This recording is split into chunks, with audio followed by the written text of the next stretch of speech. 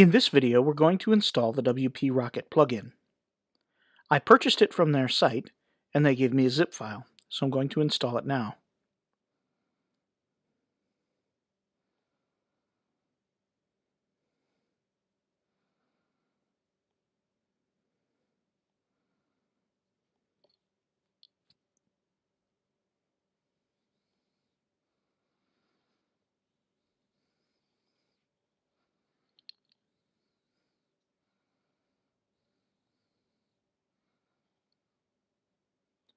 Now you'll note right at the top that it says our license has been successfully validated.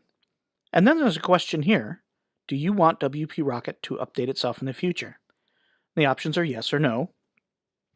If you say yes, then you'll never again in the future see that this plugin needs to be updated and you have to do something. It will simply take care of it itself. If you don't want that and you want to see updates, you can say no. I'm going to say yes.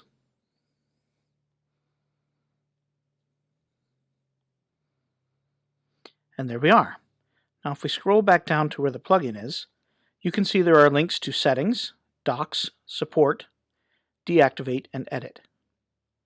The settings are also listed under the WordPress settings right here. When you click it, it brings up a single options page with some tabs at the top. We're going to go through some of the basic options here. The first one is called Enable Lazy Loading Images. Lazy loading means that if there are images on a page that you do not see at the top of the page, they don't load until you scroll down to where they are. This makes the page load overall faster, though the user does see images load as they come to them. Let's turn it on and see how it works. There. Now, there is an image about halfway down this page. Let's scroll down and see it appear. It appeared almost too quickly, but it did load there. On the next page, there's a better example.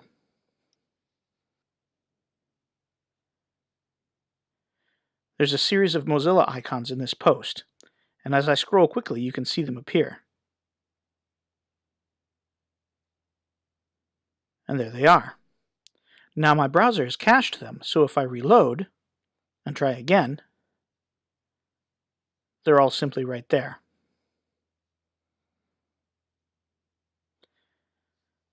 But still, on the first load, it does make the page load faster. Now the next thing is Files Optimization, Minification, and Concatenation. A problem with WordPress is that it can end up including many CSS and JavaScript files because each plugin and theme wants to include their own. Each one of these files gets downloaded individually and slows down the page load. If you could find a way to have the server download them all ahead of time and smush them all into one big file, and then take out any unneeded spaces to make the file smaller, it would go much faster. And that's exactly what this does.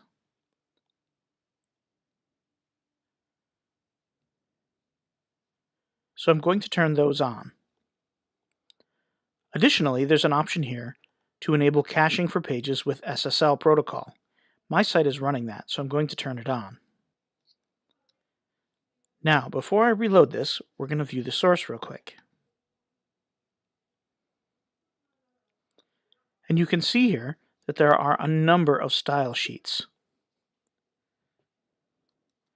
Now let's reload the page and view the source again. And you can see there are still several, but not nearly as many. And you can also see that that file has been minified. So now our page should load much faster just from that. There's an option here to enable caching for mobile devices.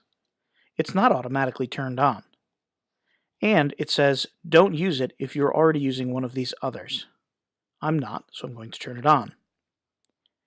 And there's an option to enable caching for logged in users. I don't want that. I'm really the only user on my site, and I don't need the cache. I want to see the absolute latest material. So now I'll save those changes.